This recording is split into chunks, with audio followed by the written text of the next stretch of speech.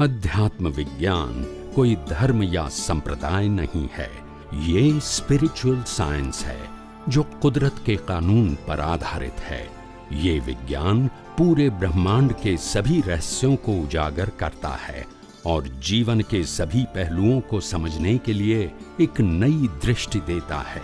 इसी को art of vision कहते हैं, दुनिया को देखने की एक नई दृष्टि, जो अध्यात्म विज्ञानी परम पूज्य स्वामी श्री कमलेशानंद जी के निर्देशन में सनातन सत्य का अनुसंधान कर हमारे जीवन को प्रकाशित करे।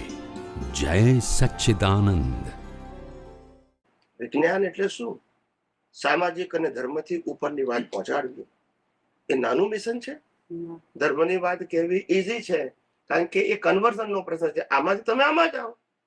રામને માનતા હતા, હવે કૃષ્ણ માનો, કૃષ્ણ માનતા હતા, મહાવીરને માનો, મહાવીરને તો શિવને માનો, શિવને તો સ્વામિનારાયણ માનો, નહીં તો હવે સિમંદર સ્વામીને માનો. પેલા આ ગુરુને માનતા હતા, પ્રમુખ સ્વામીને, હવે દાદા ભગવાનને માનો, પણ માનો. પેલા આ મંત્ર બોલતા હતા, હવે આ મંત્ર બોલો. પેલા આ મંદિરમાં જતા હતા, હવે આ મંદિરમાં જાઓ.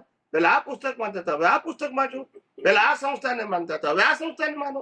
પેલા આ વરઘોડામાં જતા હતા, હવે આ વરઘોડામાં જાઓ. યસ કે નો? ત્યાં કન્વર્ઝન છે, બોલતા નથી. અહીંયા વિજ્ઞાનમાં કન્વર્ઝન નથી. તમે જે કરો છો એ અમારા માટે સબ્જેક્ટ જ નથી. પછી કન્વર્ઝન ક્યાંથી આવે? હું તમને કહું કે બંધ કરો અને આ કરો તો કન્વર્ઝન કહેવાય ને? આપણે તો સબ્જેક્ટ નથી બનાવ્યો, જે કરતા હોય તે કર્યા કરો. વિજ્ઞાન સમજી લો. અને વિજ્ઞાન એ દ્રષ્ટિનો વિષય છે, મન વચન કાયાનો વિષય. અને જે કન્વર્ઝન છે, ક્રિયા છે, શેનો વિષય છે? મન વચન કાયાનો. એ આપણે કોઈને કહેતા નથી. આવું અદ્ભુત વિજ્ઞાન અમને સતત એમ થાય કે વિશ્વમાં કઈ રીતે પહોંચે, કઈ રીતે પહોંચે. સતત અમારા ભાવ છે. સંજોગ તો કુદરત જ આપવાની છે. સંજોગ કોણ આપવાનું છે? કુદરત. પણ અમારા ભાવ તો છે ને. અમને ખબર છે કે આ ભાવ જે અમારા આટલા સતત અને પાવરફુલ ભાવ છે, એક દિવસ વિશ્વના કરોડો લોકો આ વિજ્ઞાન પાછળ પાગલ થશે. કારણ કે આ વિજ્ઞાન એ અલ્ટિમેટ છે. આ વિજ્ઞાન દુનિયામાં એવું છે કે નિષ્પક્ષપાતી છે. કોઈ પક્ષ પંથ વાળાથી કોઈ વ્યક્તિને પ્રોજેક્ટ કરે તો પક્ષ થાય ને. કોઈ વ્યક્તિને પ્રોજેક્ટ નથી કરતું, કોઈ સંસ્થાને પ્રોજેક્ટ નથી કરતું, કોઈ ક્રિયાકાંડને પ્રોજેક્ટ નથી કરતું.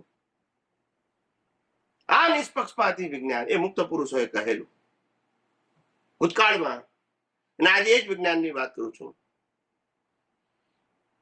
જેમ રામકૃષ્ણ મહાવીરે પણ રિલેટિવ સત્યથી પરની વાત કરી હતી તેના જમાનામાં.